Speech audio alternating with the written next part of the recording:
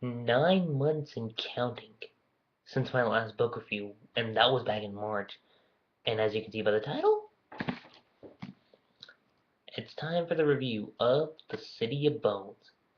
Let's get to it.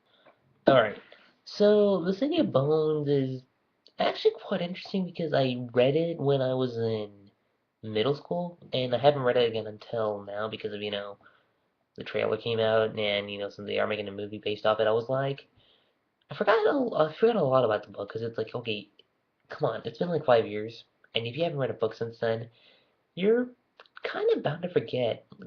And I think the reason why, I mean, normally when you read a book and it's really good, you're like, oh my God, I remember. But for me, see, that was the hard part. Because middle school, I don't really remember too many books I read, with the exception of Percy Jackson, because I had a big love for Greek mythology back then, and I still do. It's just like not on the same level as it was before. But, City of Bones, on the other hand, it was kind of different because it had, it was about angels, demons, vampires, werewolves, which don't really pop in until like later on in the book, at least for the vampires and werewolves part. And I was like, oh dear God, not Twilight, not again. But surprisingly, I didn't go that route, and because the reason why I said that was because the vampires and Twilight, you know what I'm talking about. But this book mainly dealt with like fighting angels and demons, Clary trying to figure out like her identity, like her how she fits into this world, and it's like it was pretty good.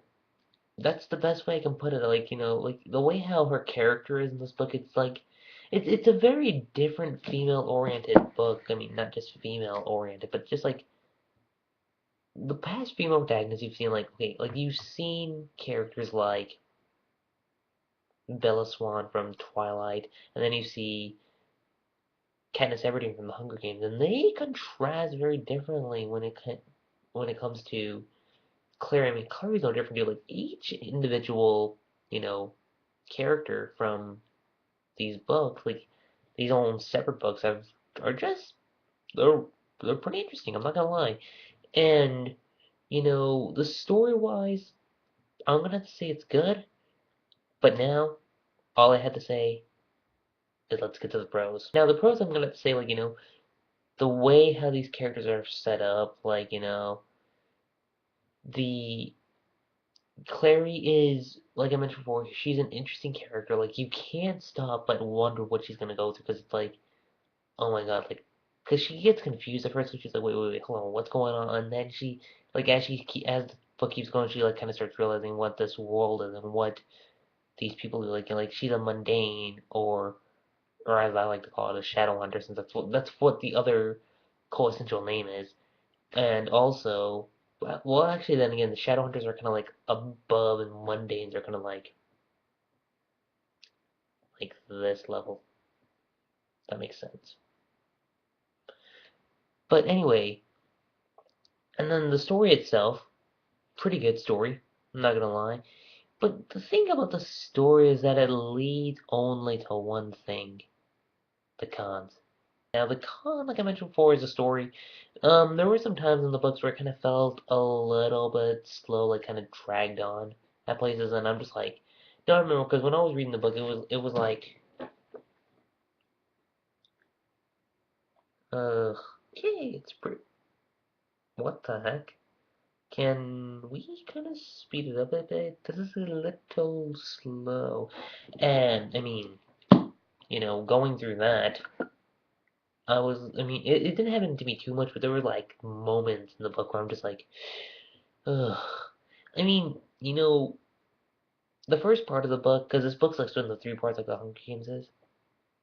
Although, you know, the second part's like extended, like double the size of what the first part was, because the first part's like about 9 chapters long, almost about the same rate as the Hunger Games was. And when you get to the second part, it's like 12 chapters, and it's like, are you serious? And then when you get to the third part, it's like 23 chapters. Not like 23 chapters, but I mean like four if you count the epilogue, and only like three.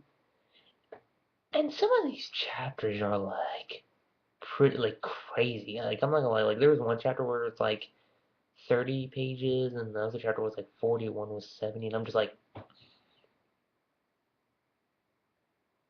yeah, I'm gonna skim through some of it. Just a couple, just like the scenes that just the parts where I thought that were kind of unnecessary, but still overall, my whole judgment on the City of Bones, the Mortal Instruments for the book anyway, I'm gonna have to give it a 3.5 out of 5. It was good. Times at the book where it kind of felt a little slow, kind of lengthy. Characters were really well developed, from starting from finish.